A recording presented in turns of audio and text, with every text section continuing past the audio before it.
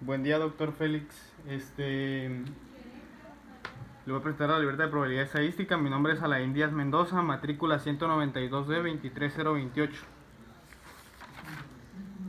Al principio nos dio la unidad. Fue un miércoles 5 de febrero del 2020. Bien, empezamos viendo estadística descriptiva, donde vimos conceptos de población, muestra, parámetro, estadístico, censo y variable. También vimos conceptos de variable, donde nos decía que puede ser cualitativa y cuantitativa, y nos dio los pasos para un estudio estadístico. Aquí están: recopilar información, organización, presentación de análisis de datos, interpretación. También vimos gráficas. En las gráficas podíamos ver que podíamos tener histogramas verticales e histogramas horizontales, ojivas y gráficas de pastel. También vimos rango, las fórmulas, los números de clase, que la clase dependía del número de observaciones que teníamos. Los intervalos, nos dio las fórmulas de intervalos, la frecuencia relativa y frecuencia acumulada. Vimos un ejemplo de estadística descriptiva y las fórmulas. Aquí pues tenemos un ejemplo de polígono de frecuencia, de una ojiva y de un histograma vertical. Aquí tenemos los problemas, más ejemplos de las gráficas. Llegamos a ver también la media, moda, mediana, cuartiles. Vimos primer cuartil, segundo cuartil, hasta el tercer cuartil. También vimos conceptos de rango, rango entre cuartiles, la desviación estándar y coeficiente de variación. También vimos ejemplos de todo eso. Aquí están todas las fórmulas. Vimos donde estaba media aritmética, mediana. Seguíamos viendo los tipos de gráficas. Vimos moda. Aquí está lo de la varianza, cómo se calcula. También vimos desviación estándar. Más ejemplos. Aquí realizamos una tarea donde me firmó el 26 de febrero del 2020. Seguimos viendo todo eso. Vimos fórmula de coeficiente de variación y dio la regla para obtener los cuartiles, donde dice que si la posición obtenida es un número entero, se elige como cuartil la observación numérica de ese lugar.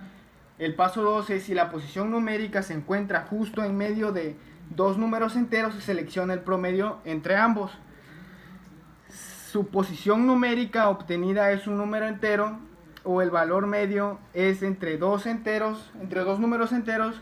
Una regla sencilla para aproximar consiste en redondear hacia arriba o abajo en la posición del número. Es decir, si está en 4, en 0.4 se redondea hacia abajo, y si está arriba de 0.5 se redondea hacia arriba.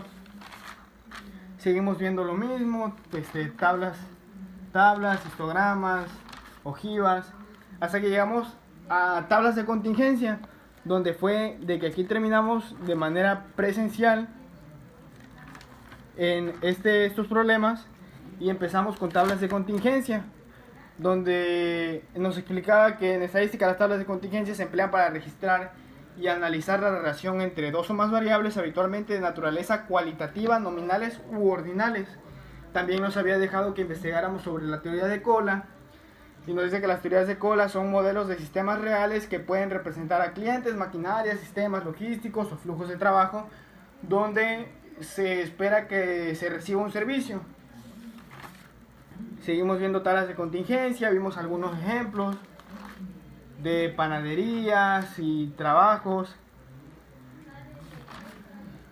Más ejemplos de tablas de contingencia, hasta que llegamos a la unidad 4, que fue estimación, donde vimos inferencia estadística. Vimos que la estadística se dividía en inferencial y descriptiva, y el inferencial se divide en paramétrico y no paramétrico, y que la estimación puede ser puntual, o sea, un único valor por parámetro, o por intervalos que contiene cierto grado de probabilidad. Y también vamos a ver el contraste de hipótesis.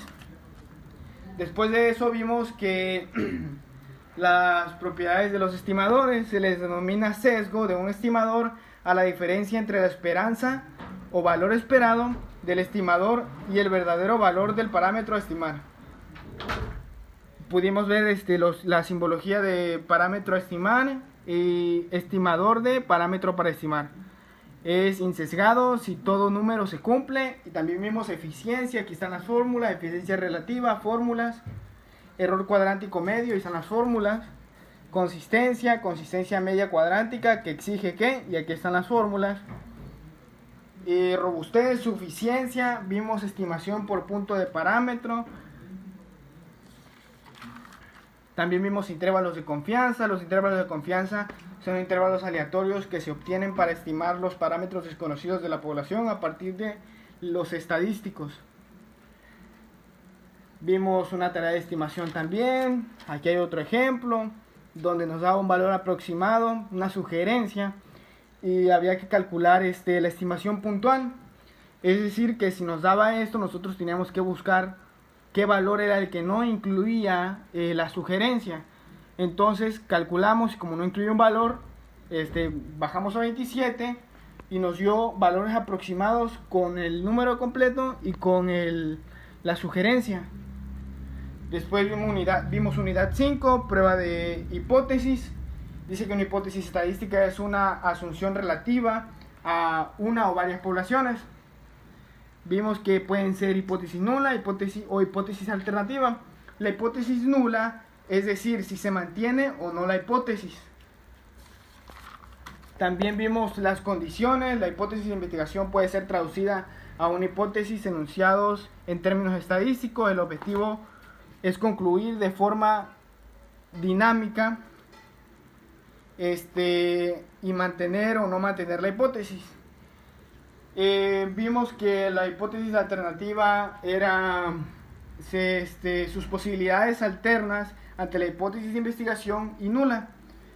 En esta se encontraban errores de tipo 1 y 2, donde decía que el error de tipo 1, también llamado error de tipo alfa o falso positivo, es el error que se comete cuando el investigador no acepta la hipótesis nula. Y el error de tipo 2, también llamado error de tipo beta o falso negativo, es la probabilidad de que exista este error. Se comete cuando el investigador no rechaza la hipótesis nula. Vimos una tarea de hipótesis donde teníamos que hacer la campana de Gauss y teníamos que poner la varianza y la probabilidad de error. Aquí podemos ver otro, hipótesis nula, hipótesis alternativa. También vimos más ejemplos donde teníamos que ver el no rechazo de la hipótesis, el rechazo de las probabilidades. Y por último vimos regresión lineal, donde decía que el análisis de regresión lineal es un conjunto de técnicas que son usadas para establecer una relación entre una variable cuantitativa llamada variable y una o más variables independientes llamadas variables predictorias. Donde pudimos ver que los usos de un modelo de regresión pueden ser la predicción, la descripción, el control y la selección de una variable. En regresión lineal nosotros expresamos con X la variable explicativa y con la Y representamos la variable de respuesta. Es decir, Y va a ser codependiente de X. Aquí podemos ver una relación lineal y una relación no lineal. En regresión lineal se usa para ir viendo las probabilidades de que vuelva a suceder lo mismo, ¿no? Entonces aquí podemos ver que con el paso del tiempo el peso y la estatura van en constante crecimiento. En cambio por este lado no, por eso se dice que es no lineal.